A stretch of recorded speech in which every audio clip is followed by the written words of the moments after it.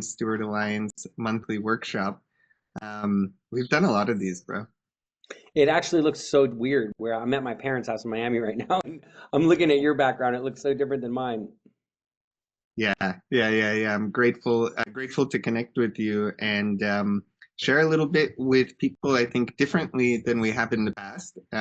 Instead of the classic workshop, the goal is just to have a candid conversation today with Stephen about the reality of having built and run retreat centers, eco villages, festivals, just where you're at after all of that.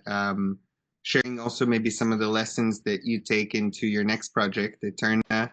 Um, and also, I think the human factor, Stephen, has been a huge part of the Land Steward Alliance. Like, it's nice to have these projects and et cetera, but it takes a lot to execute them, even with capital and et cetera. So just sharing how it's impacted your personal life a bit to do all of this and how you've navigated different kind of waters that I've seen you navigate. Hmm. Well, for one, we don't really like the word execute so much. We don't want anything to do with that. Put it out of my vocab. Implement. Implement. Yeah, you know what's so interesting? I'm going to open up this document. I made this document recently. Can you still see me even though I can't see you? Yeah, you can't see me. No, I can't see you because I just moved over to this document. And I created a document recently just kind of about lessons learned. And yeah, I've definitely learned a lot of different things. And I'd say one of the most important things that I think I've learned is just the depth and importance of discernment. Discernment on so many levels, discernment on who you partner with, discernment on the projects you take on, discernment on the lands you choose. It's just like really not just taking what comes, in life, but really just being intentional on what it is you choose to do and what you, yeah, where you put your energy. So I think that's yeah, I think that's the first kind of lesson, especially who you partner with.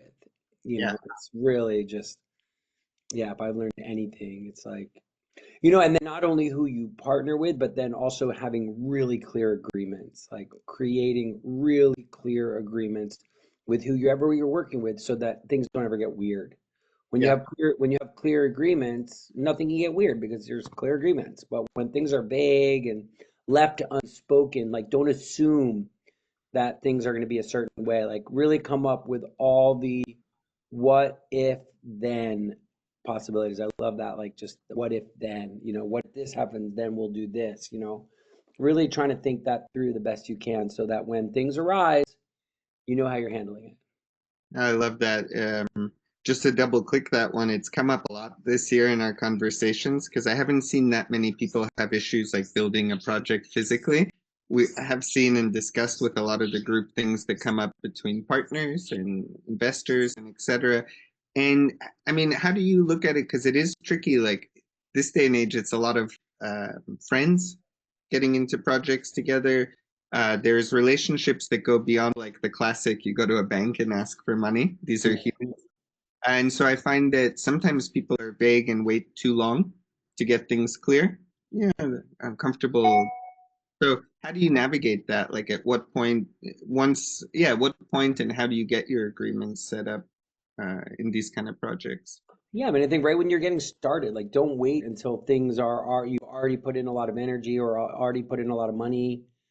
Don't wait to just to get clear. Like get clear from the start, because once the thing gets going, then there's just lack of clarity, and that's where resentment builds. So the earlier you can get clear, the better. And yeah, again, just the creating contracts and writing them down and creating agreements. What are you doing? What am I doing? So nobody's ever like, hey, wait a minute, you said you were going to do this. Oh no, I didn't. Oh yeah, look, it's written right here. You said it, and we agreed on it. And like I even that's the thing is like often friends don't want to do that. They don't want to. I'm not gonna sign. I'm not gonna sign a contract with Ed. Like that's so weird, But it's really important to do that, and it's really important to yeah, just get crystal clear. I've learned that from Andrea so much. She's so all about just being like just really clear agreements, Yeah. even between us. Yeah, yeah, that's important between business, between relationships of any kind, couples. Yeah, I love that, and I think it's a funny thing when you do a contract because I don't think they're meant to be used always like legally. It's often just to remind people. Like, remember we discussed that? We put it in a document, and I Hmm. sometimes forget stuff. Like, what did we agree on? What Totally. kind, so yeah, I think that's definitely a big one. And then again, being discerning with your investors. Investors are also partners, and you just have to really make sure that your values align. It's on environmental things, on social impact. That these things, like a lot of times, that the people that are doing these projects, these aren't just like side things that are happening. These are like central to the success of the project. And that return on your investment also has to do with your, environmental and social impact, and if they don't get that, if that's something that you have to really spend a lot of time explaining and convincing, then it's probably not the right investor. That's a huge one, I think, for people because on two sides. One, I think everyone dreams of just getting their investor and project funded, like their dream, let alone they have to be discerning with an investor. That's hard to imagine. I've Totally. seen you navigate that, and you've told me lessons from one project to another. Um, but I think it's such a critical thing. And I also think, I talked to a lot of our friends, Andrew Hewitt and others about the psychology now of money, the psychology of these investors who have had some kind of awakening experience, that the world is in a really dire place, be it ecologically, which is something you champion, be it war, be it whatever lights you up in the world. We're in like a very different time than we ever have been in humanity's history. So I do think that it is causing a lot of capital to wake up. Like, I need to do something. I also feel like a lot of the investor people are very reckless because they don't know what. Oh, okay, like regenerate for me, community for me.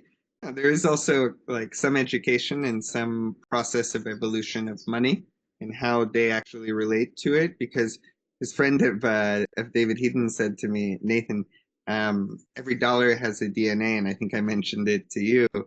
And it's so true. Like, you've seen me go through hell and back with that. It's like, wow, had I known that back then, fuck, I would have done a DNA sample, you know?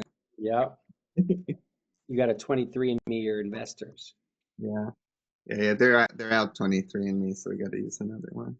And then I would say, so like who you partner on, creating the project, who you partner on that invests in the project, and then eventually who you're selling to, or who you're inviting to be a part of your project. It's like I've had different realities. I think with Eterna right now, what we're doing is really just slowing down. We're not even trying to sell right now. We're just waiting until the absolute perfect people come.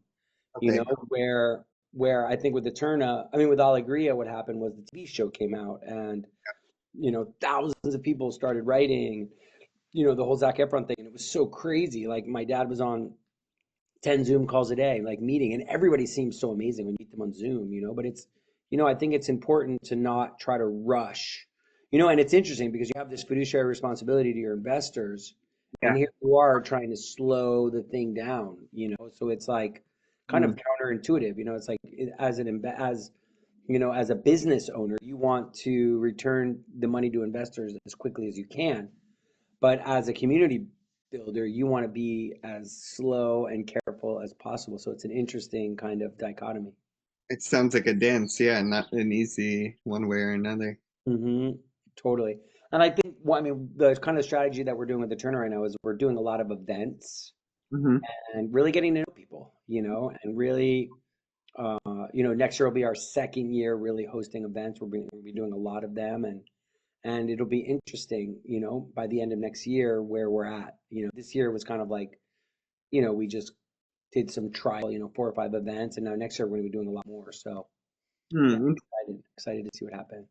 That's, by the way, a very authentic part of you. When we met at the Whole Foods in Edgewater, New Jersey, many years ago, and I shared my passions with you, and I'm like, I'm an event and club promoter, an event producer, and I want to build retreat and community. And you're like, oh, okay, like that's what I'm doing in Costa Rica, building community retreat and envision. And I saw that mostly, no matter what you did of large scale projects, you used that kind of Burning Man culture of like, let's throw an event, let's get people together. And I think that's overlooked. A lot of times people just want to build these projects like real estate style. But yeah, I feel like I've seen you use events and gathering people through your whole life to build some momentum. And that's something that we're doing, like another lesson learned. I'm like going through my lessons learned.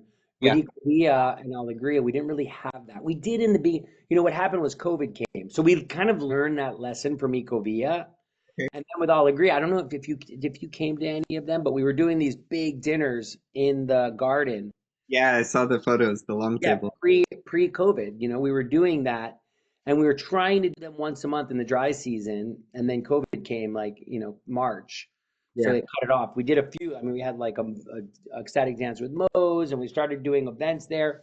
We did a post Envision retreat that came, and actually it was like a community retreat that Mhm. came and got immersed in Ecovilla, and got to see the land in Alegria, and got to stay and tour Tacotal, and just really feel the area. So I think creating these immersive events where people can really feel where it is they're investing, Yeah. I think, I think is really important. And then the other thing I think is really important is that neither Ecovilla or Alegria had any kind of hospitality, and Mhm. we're actually really growing the hospitality at Eterna first. Yeah.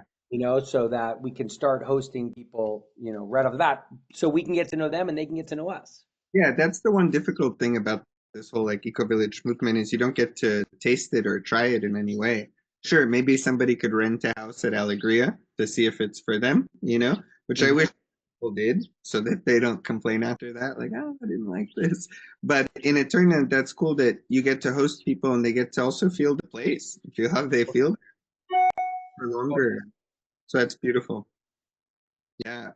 Okay, now I'm curious the other lessons. Let me go back to my little document.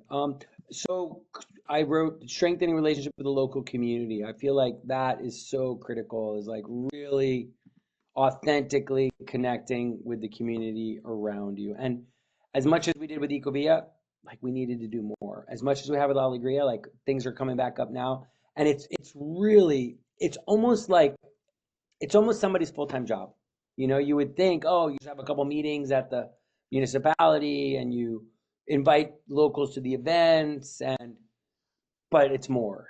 And what's happening, what I'm finding at Alegria that's so interesting is so much of it's happening through neighbors. The neighbors are so dedicated. Like it's really happening out of Alegria in so many ways. Like it is so beautiful, the connection that's happening between the people of Alegria and the local community. Like you should see the work they've done at the school in Maderal, and they're really, and we try to, as the developers, to do a lot.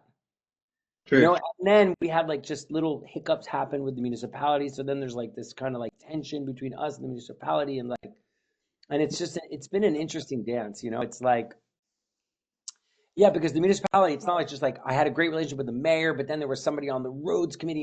And it's like there's so many humans behind the scenes, and you're not going to be able to please everybody. Like some people are, not going to like what you're doing there necessarily. What does it look like? You gave an example with the muni, but like when people talk about like, oh, okay, like relationship with the local community, what does that practically look like? Whether it's from you as developer or the people who live there, what are the kind of things people could do to start to develop that relationship? I think connecting with the local school. I mean, I know like there's things that are happening with like there's like an old age home in San Mateo that people from Alegria are volunteering at.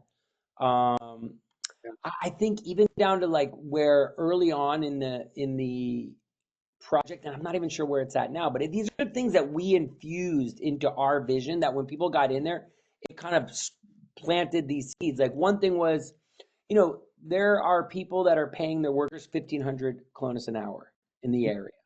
Nah, And that's terrible. And it's like, yeah, we don't want anything to do with that. Oh, but we're giving jobs. No. So I came out and I said, I think Alegria should set a standard that we pay minimum 2,500 colones an hour. that's really good. Yeah, Yeah, it's really good. And there's no reason why we shouldn't do it. right. All across the board, whether it's a housekeeper, whether it's a gardener, whether it's anyone. We don't go less than 2,500 colones an hour. And and we got it out there, and it's out there with the workers, like the worker pool that get bounced between the different projects. everybody, and we also talk about it with the construction groups, Okay.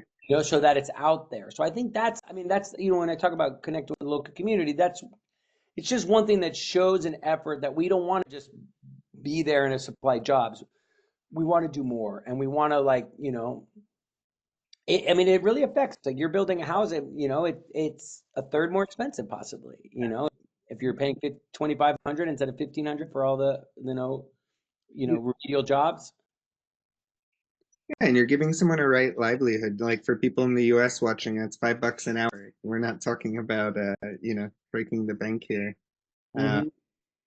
yeah, and I, The other thing is there's a lot of different, so it's not just when we say the local community, there's the municipal government, there's okay. the Consejo Municipal, which is like the local town board, which is different than the government. There's Okay. the SADA, obviously, which is like the local water board. Yeah. There's like the local town committee. So like right now, what's happening in San Juanillo is Santa Cruz is an hour and a half away or hour and 20 minutes away. We never go to Santa Cruz and meet with the municipality yet. We haven't. But we already have been meeting a lot with the local Asada. We're really good friends with all of them. We've been to many meetings. We're already meeting with the local town committee of San Juanito, which we're figuring out ways that we could work together and ways we could support. They've all come to our events, the people from the local town committee. And these relationships are crucial, and we're really strategizing ways to build connections with our neighbors and the committees, and trying to be active on the committees. Like, recently there was like a kid in the town that needed surgery, and it was so amazing.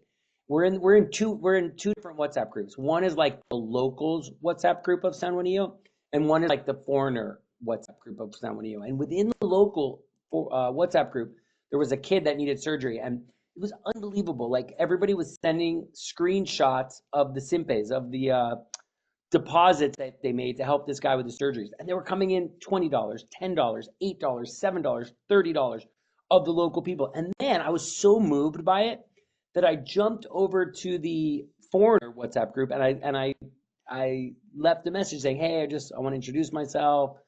I'm just moved into San Juanillo, and I'm just want you to know that I'm witnessing the most beautiful thing happening in the local WhatsApp group. This guy, maybe you guys know, he's, Jenny and Juan's son. He needs a surgery. If anybody knows him or if anybody can support, that would be great." And you know how many people donated from the foreigners?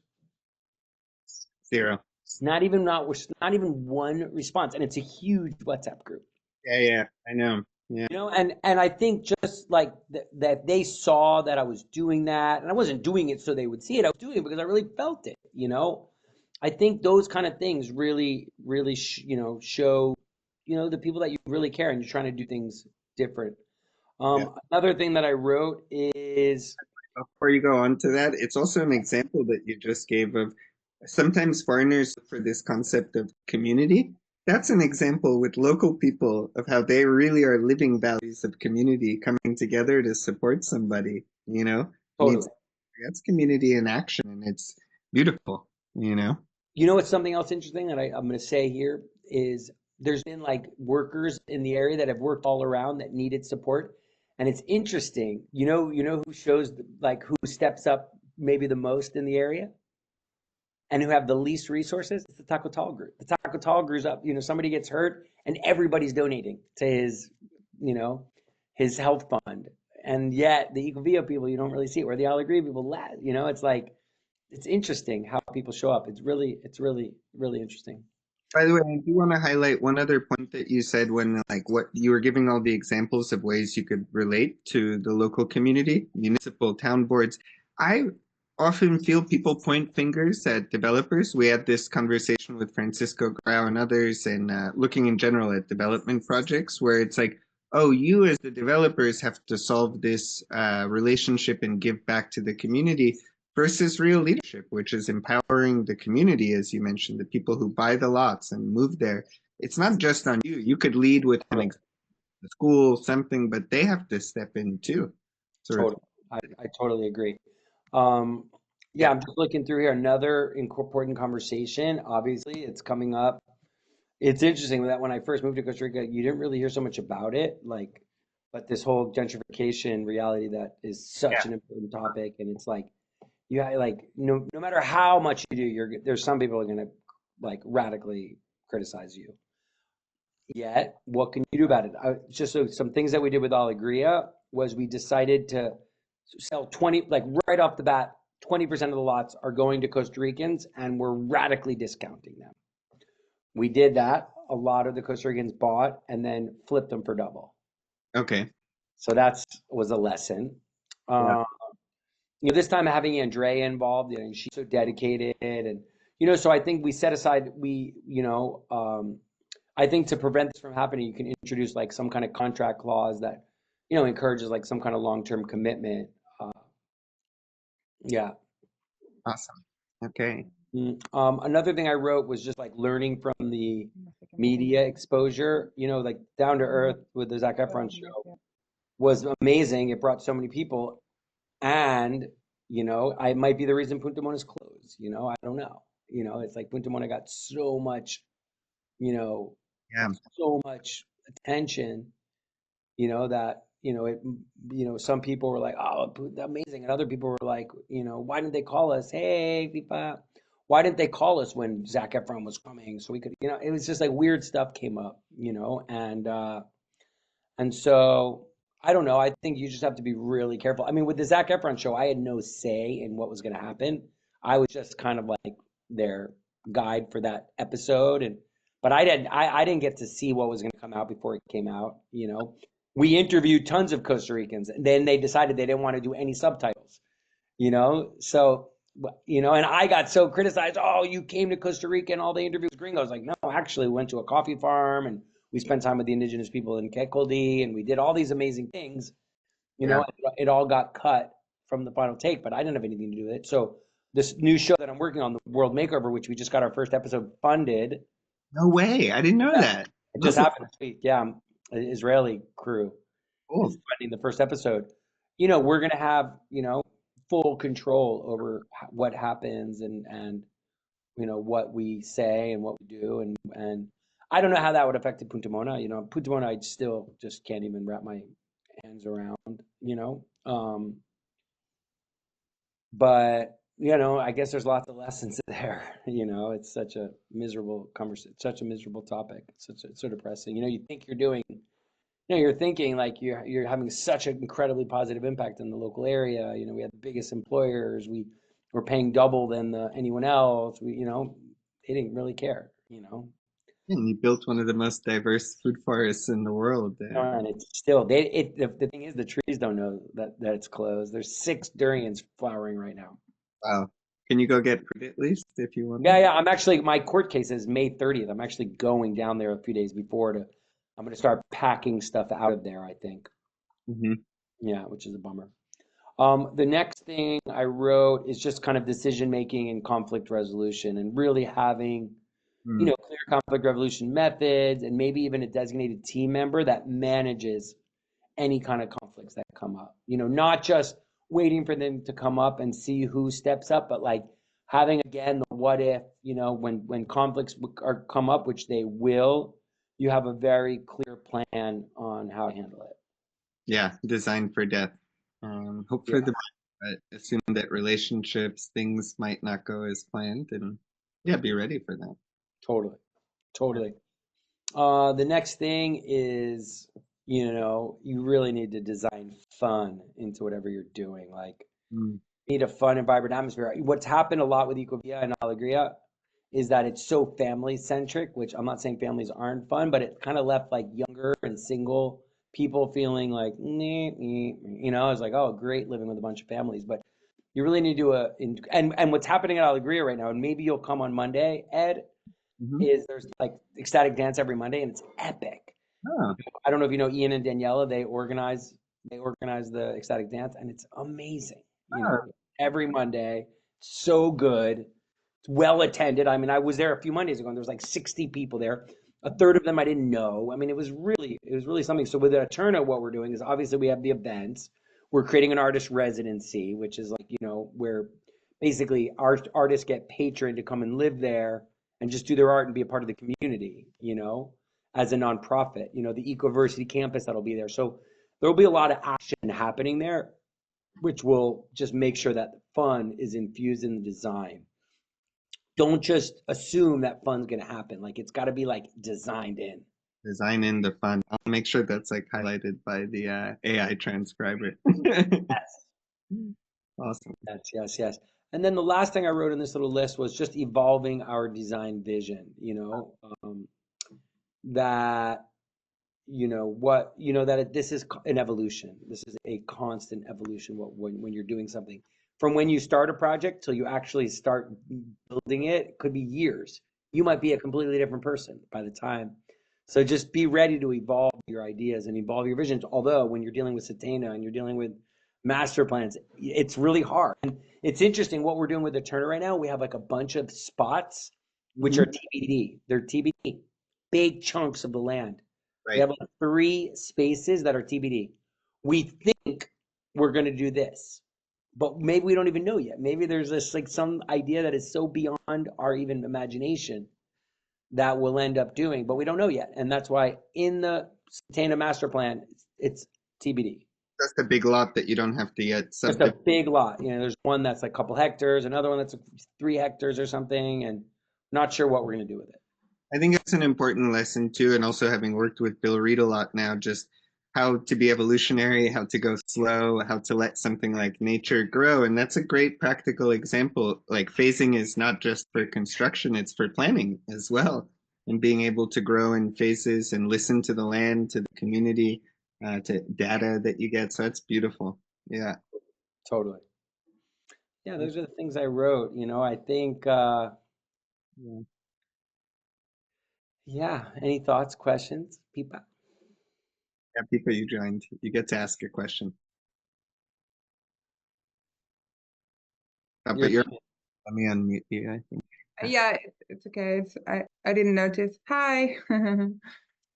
I didn't catch the first half of it, and I've been to Eterna actually, so I've seen the land. It's very beautiful. And I know, Stephen, that you're already infusing a lot of like bringing like, the native wisdom, indigenous wisdom into that space. Um, I think it will be interesting for this group because this is like your third or maybe even more, or your fourth community big community that you're developing, right? Mm-hmm. Mona, Alegria, Ecovilla. So it's like, Tacotal, and then I did one in okay, so like fifth, sixth. So that's a lot. And one thing I was actually speaking to you about you with someone recently. And I was and I the advice that I gave to her was like speak to someone who's already done it, which is why you're I guess here and able to give so much advice. So yeah, just like I guess what are your top 3 lessons that you've learned from all of your experience in what you've been developing over the past, I don't know, 20 years or longer in Costa Rica? That was the first half of the video. That was the yeah, first half. 30 years, 30 years, and watch it. I mean, I went through a lot of them. I mean, like just it's interesting because I just made this document recently for a friend that I You was just, made a document. I made a document that was just like my friend asked me, what are your lessons learned? So I just kind of wrote some things down. I went through most of them here. Okay. So it's open. Is it open source? Can you share the document with the group? Yeah, I could. I will. And by the way, the Fathom notes will have all the, because he went one by one, so you'll also, Yeah, it's all there. yeah. Okay, sweet. Yeah, I think that'd be really useful for people. I know that we had Ian Michael on here and a bunch of other people, and I think just like, yeah, gathering all that information together and especially like seeing what the similarities are as well, so the ones that are probably most likely to happen, and then focusing on prioritizing those, like to have some kind of like, um mitigation against them. That would Yeah. be useful for everyone. By the way, but I think like it's interesting because it's not many people like you're like, oh, a friend asked me. It's not many people I can ask for advice on building projects like this who have done it. It's Yeah, really exactly. There are not that many. There's a lot of people talking about it, and in like the very beginning of it all. Actually, I'm going to a new project in Dominicalito. I've been invited to sit on council there. I don't know if you've heard of that one that's happening. Which one? I don't know which one. Let me get the name of it. I just got the invite from Gabby.